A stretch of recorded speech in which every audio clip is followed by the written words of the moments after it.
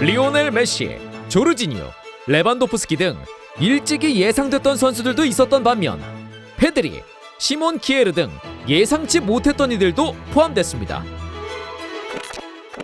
터치비 제작에 큰 도움을 주고 있는 압도적 국내 1위 스코어 888.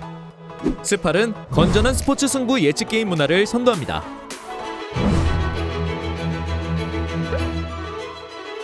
총 30명의 최종 후보들이 마침내 모습을 드러냈죠. 라리가에서 엄청난 활약과 함께 코파에서 우승을 이뤄낸 메시와 챔피언스리그, 유로 2020의 챔피언의 자리에 오른 조르지니오, 여전히 폭발적인 득점력을 자랑하는 레반도프스키 등 일찍이 수상 가능성을 높였던 선수들이 포함됐습니다.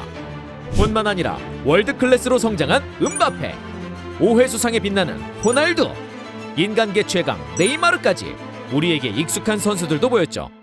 후보 명단을 살펴봤을 때 챔피언스리그와 유로 2020의 영향을 많이 받은 것으로 판단됩니다. 조르지니오 외에도 캉테, 아스필리쿠에타, 메이슨 마운트가 첼시 선수로서 후보군에 들었죠. 케빈 더 브라이너, 리아드 마레즈, 후뱅 디아스, 라힘 스털링 등 리그 우승, 챔피언스리그에서 준우승을 거둔 맨시티 선수들도 꽤나 많았죠. 물론 이 중 마운트, 스털링, 필 포든과 같은 잉글랜드 선수들은 유로 결승전에 올랐던 선수들이기도 합니다. 키엘리니, 보누치, 바렐라, 돈나룸마 등 이탈리아 국적의 선수들도 찾아볼 수 있었네요. 20-21 시즌 소속 기준으로 나눠보면 프리미어 리그가 12명으로 가장 많이 뽑혔고 세리에가 8명으로 뒤를 이었습니다. 라리가는 6명, 분데스리가와 리그앙이 각각 2명입니다. 크게 4가지의 포지션으로 살펴보면 공격수가 16명으로 가장 많이 선정됐습니다. 미드필더는 8명, 수비수는 5명이었으며 돈나룸마가 유일한 골키퍼로 생존했습니다. 각종 대회 성적과 함께 공격 포인트가 주요 선정 기준으로 평가받기 때문에 공격수들이 가장 많을 수밖에 없었습니다. 그럼에도 불구하고 다양한 선수들이 발롱도르 후보라는 영광을 얻었죠.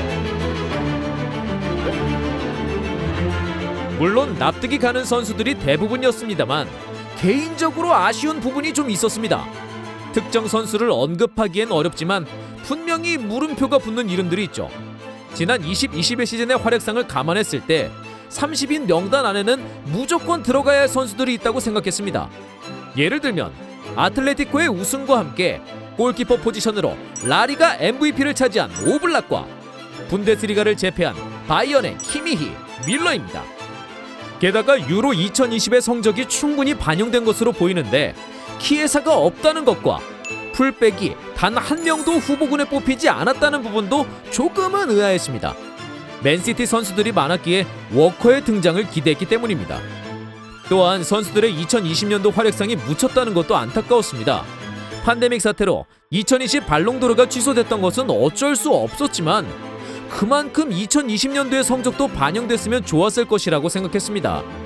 잠정 중단됐던 기간이 길었더라도 분명히 여러 경기들이 펼쳐졌는데 이렇게 되면 축구 역사에서 2020년은 거의 사라지는 것과 다름없죠.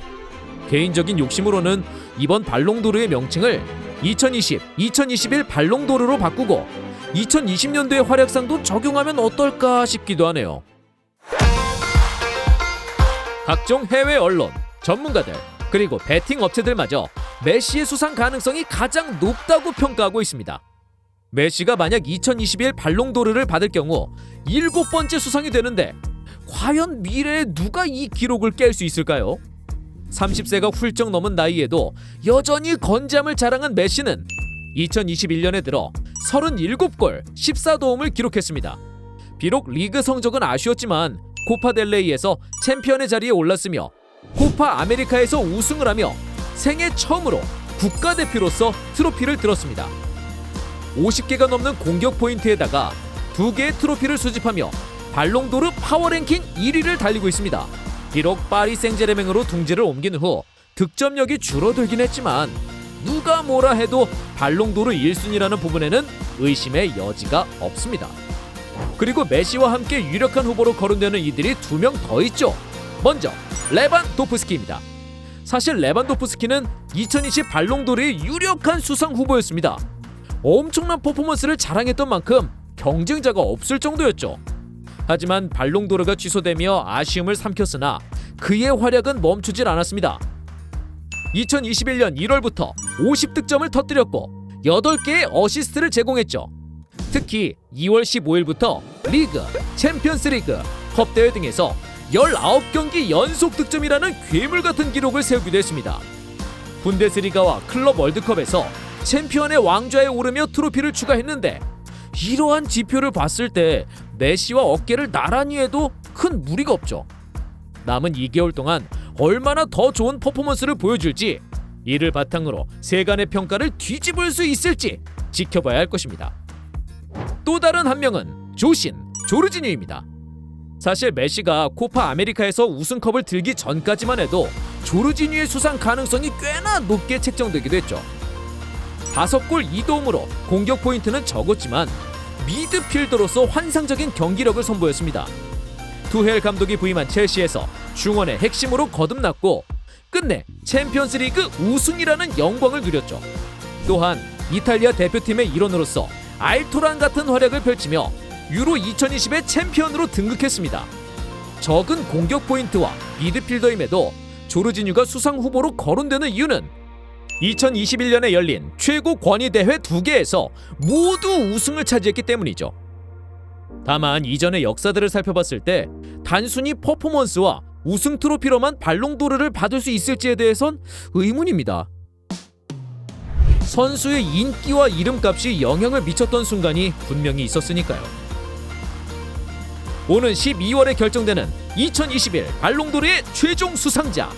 과연 예상대로 메시의 7회 수상이 이뤄질지, 혹은 레반도프스키나 조르지뉴가 이를 막을 수 있을지 기대를 모으고 있습니다. 남은 2달 동안 꾸준한 퍼포먼스를 보여주길 바라면서 지금까지 터치비였습니다.